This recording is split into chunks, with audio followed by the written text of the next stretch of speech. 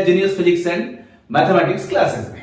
जैसा कि हम क्लास 12 का chapter number 9 ray optics study कर रहे थे और पिछली क्लास में हम लोगों ने देखा था different parts of a spherical mirror, यानी कि कॉनकेव मिरर और कॉन्वेक्स मिरर के बारे में कि क्या होता है सेंटर ऑफ कर्वेचर, क्या होता है पोल, क्या होता है रेडियस ऑफ कर्वेचर, क्या होता है प्रिंसिपल एक्सिस, है ना। ये बहुत सारी चीजें हमने ऑलरेडी हम लोगों ने देख लिया था। अब हम उससे आगे बढ़ेंगे। हमने साइन कन्वेंशन भी पढ़ा था, अब हमको आगे बढ़ना है। हमने देखा था कि फोकस क्या होता है, रेडियस ऑफ कर्वेचर क्या होता है, लेकिन आज हम ये दोनों में रिलेशन देखेंगे कि रेडियस ऑफ कर्वेचर और फोकस यानी कि small F and capital R, इसमें क्या रिलेशन है। इसके बाद हम और आगे बढ़ेंगे और आगे बढ़ने के बाद हम ये देखेंगे कि जब हम किसी भी ऑब्जेक्ट का इमेज बनाते हैं तो जनरली आप लोगों ने 10th क्लास में पढ़ा है कि जब हम इमेज ड्रॉ करते हैं तो हमें दो रेज की आवश्यकता पड़ती है, लेकिन हमारे पास कितने रेज होते हैं एक्चुअली, तो हमारे पास रेज तो बहुत सारे होते हैं, लेकिन हम उसमें से कोई 4 पकड़ते हैं और ये 4 में से हम कोई 2 यूज करते हैं ऑब्जेक्ट का इमेज बनाने के लिए। तो फिर हम ये देखेंगे कि हमारे पास वो 4 रेज जो है वो कौन से रेज हैं। देन फिर हम आगे बढ़ेंगे और आगे फिर आपको क्या आता है, image formation by concave mirror, then फिर मिरर फार्मूला और image formation by convex mirror, ये भी आता है। ये छोटा सा टॉपिक है। खैर, लेकिन आज का जो हमारा पहला टॉपिक है वो क्या है, relation between focal length F and radius of curvature capital R. तो चलिए शुरू करते हैं आज की अपनी कक्षा। तो relation between focal length and radius of curvature, ये हमने 2 मिरर ले लिया है। ये हमारा कॉनकेव मिरर है और ये हमारा कॉन्वेक्स मिरर है। दोनों केस में हम लोगों ने यहां पे नॉमेनक्लेचर ऐसा किया है कि हम लोग एक ही टाइम पे दोनों को समझ सकें, ठीक है, ओके। तो ये हमारा कॉनकेव है, ये हमारा कॉन्वेक्स मिरर है। अब इसमें हम लोगों ने किया क्या है, ये AB हमारा जो है एक पैरेलल बीम ऑफ लाइट है। इंसिडेंट जब ये यहां पे आके इंसिडेंट होता है तो आफ्टर रिफ्लेक्शन आपको पता है कि ये फोकस से गुजरता है, ओके। तो ये इंसिडेंट रे है, ये आफ्टर रिफ्लेक्शन फोकस से गुजरा है, ओके। तो यहां F से लेके P तक जो हमारा ये तो फोकल लेंथ हो गया और ये हमने मान लिया है C to P that is PC, ये हमारा रेडियस ऑफ कर्वेचर है। उसी तरीके से हमने यहाँ पे कॉन्वेक्स मिरर भी लिया है। यहाँ पे AB आपका क्या है, इंसिडेंट रे है, लेकिन आफ्टर रिफ्लेक्शन ये तो इधर चला जाएगा। यहाँ पे क्या होता है, आफ्टर रिफ्लेक्शन ये कन्वर्ज होके फोकस पे आता है, लेकिन आफ्टर रिफ्लेक्शन जब ये इधर चला जाता है और इसको हम बैक साइड है ना, इसको हम अगर बैक, इसको हम पीछे अगर यहाँ पे खींचते हैं, ड्रॉ करते हैं, तो ऐसा प्रतीत होता है कि ये F से निकल रहा है ना, यानी ये डाइवर्ज हो रहा है कहां से, पॉइंट F से, और यहाँ पे ये पॉइंट F पे कन्वर्ज हो रहा था। तो ये दोनों में डिफरेंस हो जाता है, ओके। यहाँ पे ये हमारा सेंटर ऑफ कर्वेचर है, यहाँ पे ये हमारा सेंटर ऑफ कर्वेचर है, ओके। हमने ये जो मिरर लिया है, ये मिरर कैसा लिया है, तो आंसर है स्मॉल एपर्चर का। स्मॉल एपर्चर समझते हैं, साइज ऑफ द मिरर। तो हमने ये साइज ऑफ द मिरर लिया है, ये बड़ा छोटा लिया है, क्यों, आंसर है समझाने के दृष्टिकोण से। तो फिर हम यहां देखते हैं, ये हमारा F है और ये हमारा पोल हो गया। मैंने यहां लिखा नहीं है, मैं इसको यहां लिख देता हूं, ये पोल हो गया हमारा। तो P to F डिस्टेंस हमारा PF क्या हो गया, फोकल लेंथ, और P से C का जो डिस्टेंस है PC, ये क्या हो गया हमारा रेडियस ऑफ कर्वेचर। एक बात आपको जो इसमें समझनी है और एक बात जो आपको हमेशा याद रखनी है कि जब भी हम नॉर्मल ड्रॉ करते हैं तो हम कहां से ड्रॉ करते हैं, आंसर है सेंटर ऑफ कर्वेचर से। इस केस में भी आप देखिए सेंटर ऑफ कर्वेचर और इस केस में भी सेंटर ऑफ कर्वेचर। हमेशा जब भी आपको नॉर्मल ड्रॉ करना है तो सेंटर ऑफ कर्वेचर से ही करना है। आंसर है वो लाइन, वो रेखा, वो सीधी रेखा जो कहां से पास होनी चाहिए, सेंटर ऑफ कर्वेचर से। ये चूंकि इंसिडेंट रे यहां पे फॉल हुआ है इसलिए हमने यहां पे ड्रॉ किया है, यहां फॉल होता तो हम यहां ड्रॉ करते। अब यहां देखिए ये प्रिंसिपल एक्सिस, ये प्रिंसिपल एक्सिस भी जो है ना एक तरह से नॉर्मल ही है, क्योंकि ये सेंटर ऑफ कर्वेचर से जा रहा है, तो ये भी नॉर्मल है। बट ये आपको याद रखना है, जब भी हम नॉर्मल ड्रॉ करेंगे तो सेंटर ऑफ कर्वेचर से ड्रॉ करेंगे। ये अगर हम यहां पे पॉइंट ले तो ये भी नॉर्मल है, ये भी नॉर्मल है, ये भी नॉर्मल है, ये भी नॉर्मल है, ये हम यहां से कहीं भी ये ले सकते हैं। मैंने यही क्यों लिया है, क्योंकि यहाँ पे जो ये AB रे इंसिडेंट हो रही है, इस पॉइंट पर हो रही है, इसलिए मैंने यहां से नॉर्मल लिया है। इस केस में भी आप जब भी लेंगे सेंटर ऑफ कर्वेचर तो CC लेना है। अब यहां पे इंसिडेंट हुई है तो यहां से मैंने एक सेंटर ऑफ कर्वेचर यहां पे पकड़ लिया है। This is centre of curvature and this is normal, मैं इसको लिख भी देता हूं, ये मेरा क्या है, नॉर्मल है। यहां पे भी, इस केस में भी ये क्या है, नॉर्मल। ओके, तो नॉर्मल आप जब भी लेंगे इन case of spherical mirror, that is concave mirror और कॉन्वेक्स मिरर, नॉर्मल आप ऑलवेज कहां से लेंगे, सेंटर ऑफ कर्वेचर से, जिस पॉइंट पर रे आपका इंसिडेंट हो रहा है। ओके, अब फिलहाल हमने यहां पे लिखा क्या है ये देख लेते हैं। Let us consider a ray AB parallel to the principal axis, incident at point B of a spherical mirror, वो कॉन्केव भी हो सकता है, कॉन्वेक्स भी हो सकता है, of small aperture. After reflection from the mirror this ray converges to point F। इस केस में आपके, in case of concave mirror, ये यहां पे कन्वर्ज हो रहा है, लेकिन इस केस में अपीयर टू डाइवर्ज, यानी यहां से ये निकलता हुआ दिख रहा है ना। इस केस में यहां से आप देखिए ये निकलता हुआ दिख रहा है, कहां से, F से। तो और appears to diverge from point F, किसमें, कॉन्वेक्स मिरर में, obeying the laws of reflection। Thus F is the focus of the mirror, जैसा कि मैंने कहा आपको। C क्या है, सेंटर ऑफ कर्वेचर, PC या CP आपका क्या है, radius of curvature, and what is BC, तो मैंने बता दिया BC क्या है, नॉर्मल। यहां भी BC क्या है आपका, ये नॉर्मल है। अब हमें यहां पे रिलेशन देखना है, F और R का रिलेशन क्या होगा। अब यहां से आप देख सकते हैं, according to laws of reflection angle I क्या होगा, एंगल R के बराबर हो जाएगा। तो हम यहां से लिखते हैं, according to laws of reflection, according to laws of reflection क्या हो जाएगा, angle I is equals to angle R। सही है, angle I is equals to angle R। लेकिन एंगल I और ये जो अल्फा है, ये दोनों के आपस में बराबर होगा, but angle I is equals to angle कौन सा, अल्फा। क्यों, क्योंकि सिंस ये आपका CP पैरेलल है किसके, AB के, and BC is transversal, BC is transversal, है ना, दैट इज ऑल्टरनेट एंगल। तो यहां पे किसकी बात आ रही है, ऑल्टरनेट एंगल की बात आ रही है, कि ये जो अल्फा है और ये I, ये और ये आपस में पैरेलल हो गया, ये ट्रांसवर्सल है, तो I जो है वो अल्फा के बराबर होगा, ऑल्टरनेट एंगल। ओके, तो I जो है वो R के बराबर है, I जो है वो अल्फा के बराबर है, इसका मतलब अल्फा और R क्या हो जाएगा आपस में बराबर, therefore angle R is equals to angle alpha, है कि नहीं। क्या हो गया, एंगल R और एंगल अल्फा के आपस में बराबर हो गया। लेकिन अगर ये और ये एंगल आपस में बराबर हो जाए, इस केस में वही बात आ रही है, ये और ये अगर आपस में बराबर हो जाए, यहां पे देखिए ये R है तो ये R होगा, है ना। तो I और R आपस में क्या है, बराबर। I और R आपस में क्या है, यहां बराबर। अब यहां पे देखिएगा, अगर मैं थोड़ा सा इसको यहां पे एक्सटेंड कर दूं, ये है ना, इसको मैं थोड़ा सा इसको एक्सटेंड कर दूं यहां पे हल्का सा। अब देखिए, क्या ये I और क्या ये अल्फा बराबर है, आंसर इज यस। क्यों, क्योंकि ये और ये क्या है, पैरेलल, और यहां पे ये एंगल I है, यहां पे ये एंगल अल्फा है, यानी कैसा एंगल हो गया, कॉरेस्पॉन्डिंग एंगल। तो इस केस में कॉरेस्पॉन्डिंग एंगल हो रहा है, जबकि इस केस में ऑल्टरनेट एंगल हो रहा है। तो ये जो मैंने लिखा है ऑल्टरनेट एंगल, ये मैंने फॉर कॉन्केव मिरर के लिए लिखा है, और अगर मैं इसके लिए लिखूं तो यहां पे मैं लिखूंगा एंगल I और एंगल R कैसे बराबर होगा। तो आंसर है कि ये दिस एंड दिस, ये क्या है, पैरेलल, और ये इसका क्या हो गया, ट्रांसवर्सल। तो ये एंगल I जो है वो एंगल अल्फा के बराबर होगा। क्यों, कॉरेस्पॉन्डिंग एंगल। लेकिन I और R बराबर है, ठीक है, तो R भी किसके बराबर, अल्फा, और ये R यहां क्यों आ गया, क्योंकि ये वर्टिकली अपोजिट एंगल है, तो R यहां भी अल्फा के बराबर होगा। ये फाइनली R को अल्फा के बराबर ही होना है। तो इस केस में भी R और अल्फा बराबर है, इस केस में भी आपका R और अल्फा बराबर है। तो अगर एंगल R और एंगल अल्फा बराबर हो जाता है, यहां पे मैं लिख देता हूं R अल्फा क्यों बराबर है, यहां सॉरी I और अल्फा क्यों बराबर है, तो मैंने लिख दिया। किसके लिए है ये, तो यहां पे लिख देता हूं फॉर कॉन्केव मिरर, है ना।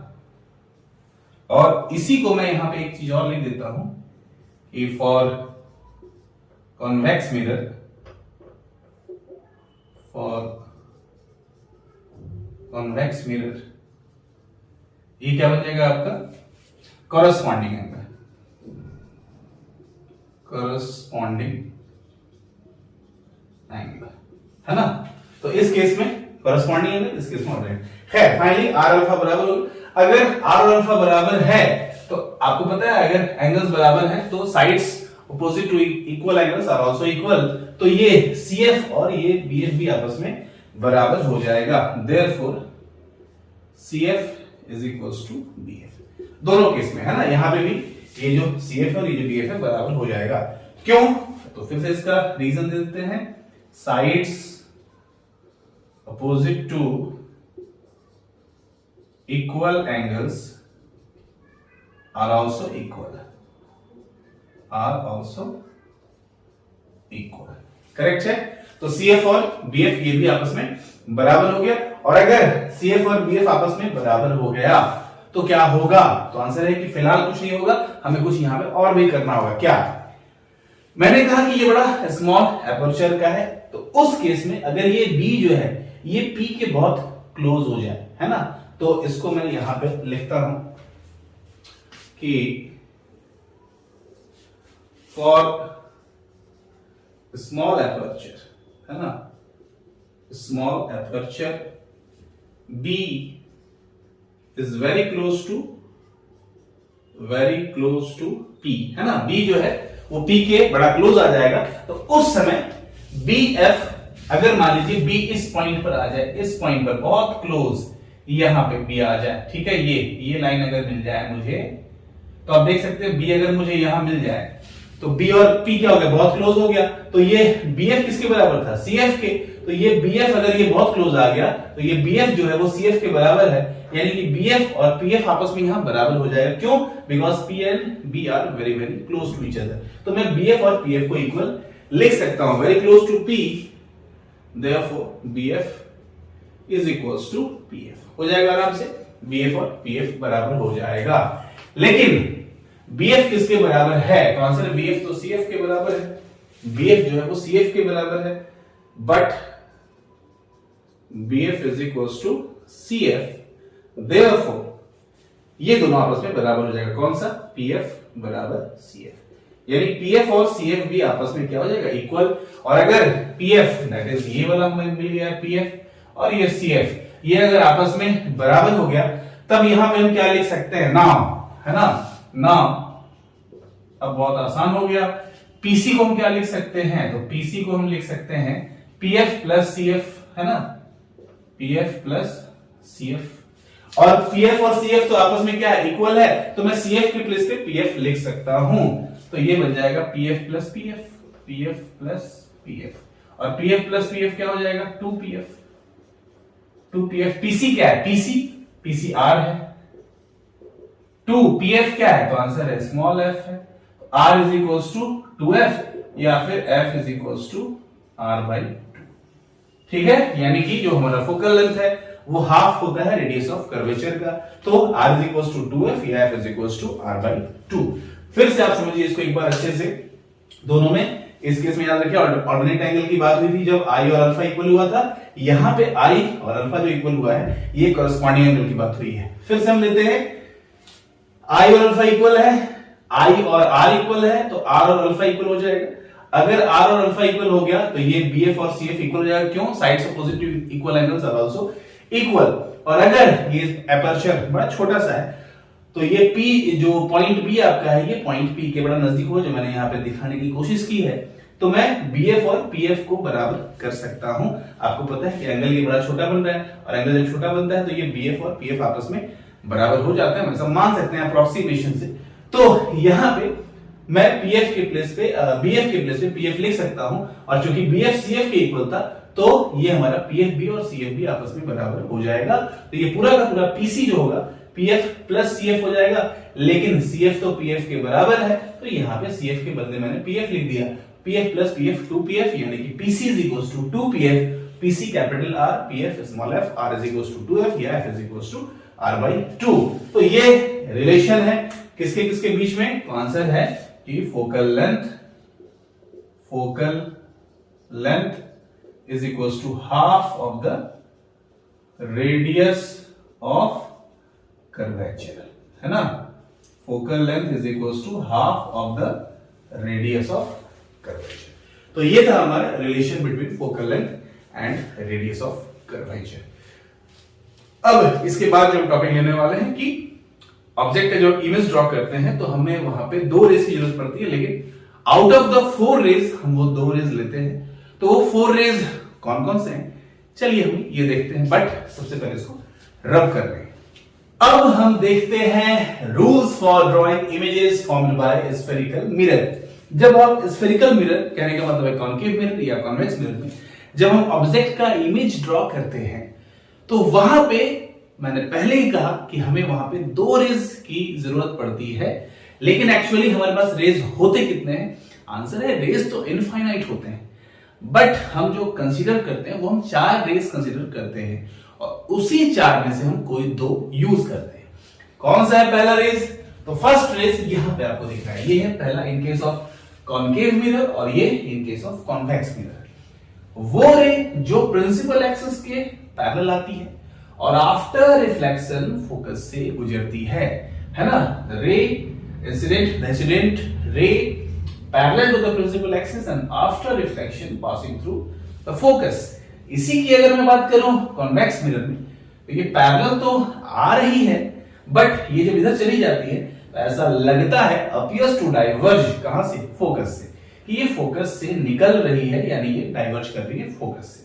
तो दोनों आप देख सकते हैं, यहां भी पैरेलल है, यहां भी पैरेलल है, ये फोकस से जाती हुई नजर आती है और ये फोकस से आती हुई नजर आती है, लेकिन दोनों फोकस से ही जाती और आती हुई नजर आती है।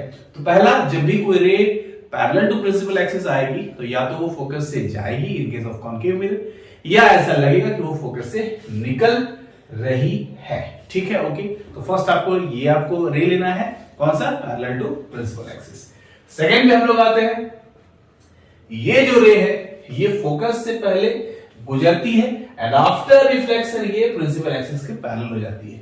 अच्छा, इस केस में हमने पढ़ा पैरेलल आई, फोकस से गई, यहां फोकस से जाने के बाद ये पैरेलल हो जाती है किसके? प्रिंसिपल एक्सिस के।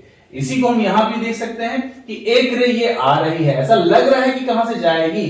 Appears to passing through the focus, but after reflection ये पैरेलल हो जाती है किसके? प्रिंसिपल एक्सिस के। तो पहला रे और दोनों रे में प्राइस को समझना आसान है। पहले जो आएगी पैरेलल टू प्रिंसिपल एक्सिस, गुजरेगी कहां से? फोकस से, या निकलती हुई प्रतीत होगी कहां से? फोकस से।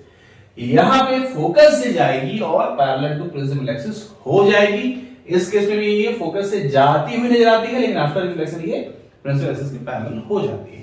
तो ये 2 रे आपको अच्छे समझ में आ गई, आपने 10th क्लास में भी पढ़ा था, है ना? तीसरा क्या है? तीसरा एक वो रे होती है जो सेंटर ऑफ कर्वेचर से जाती है। मैंने पहले भी आपको बताया है कि सेंटर ऑफ कर्वेचर से हमेशा नॉर्मल लेते हैं, और नॉर्मल आप प्लेन मिरर की बात करें कि अगर प्लेन मिरर में नॉर्मल रे कोई भी डालते हैं तो वो फिर से उसी पाथ में वापस लौट आती है, क्योंकि नॉर्मल जो भी रे जाती है वो आफ्टर रिफ्लेक्शन उसी पाथ में वापस आ जाती है।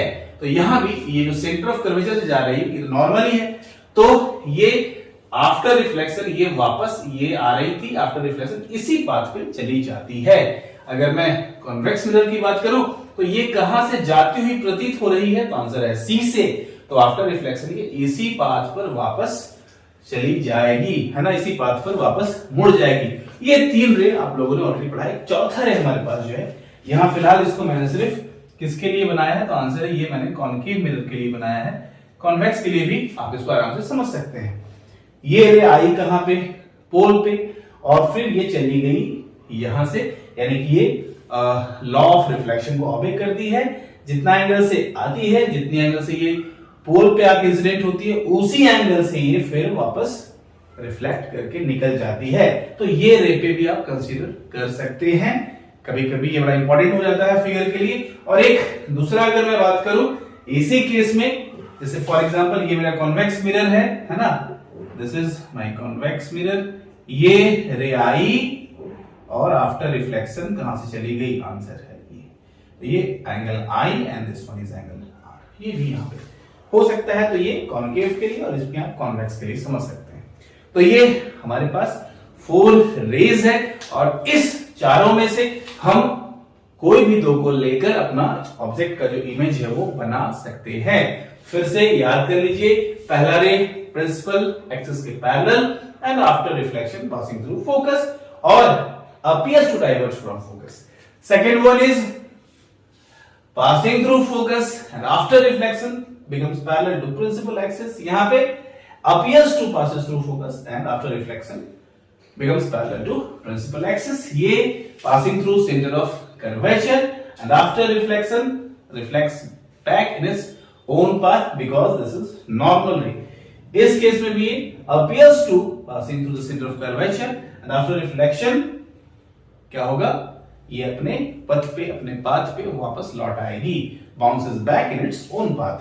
और ये है हमारे पास फोर्थ वन कि ये जो रे आ रही है ये पोल पर इंसिडेंट हो रही है, जितने एंगल से इंसिडेंट हो रही है उतने ही एंगल से ये रिफ्लेक्ट हो जा रही है. तो ये था हमारा चौथा रे. ठीक है, आप इसको अच्छे से समझ गए होंगे. तो इसके बाद जो हमारा होने वाला है अगला वीडियो वो होगा सबसे पहले इमेज फॉर्मेशन, है ना, in case of concave and convex mirror. Then फिर हम चलेंगे मिरर फॉर्मूला पे. तो चलिए आज के इतना काफी है. तो वीडियो अच्छा लगा हो तो लाइक करें और चैनल को सब्सक्राइब करें. तब तक के लिए जय हिंद, जय भारत.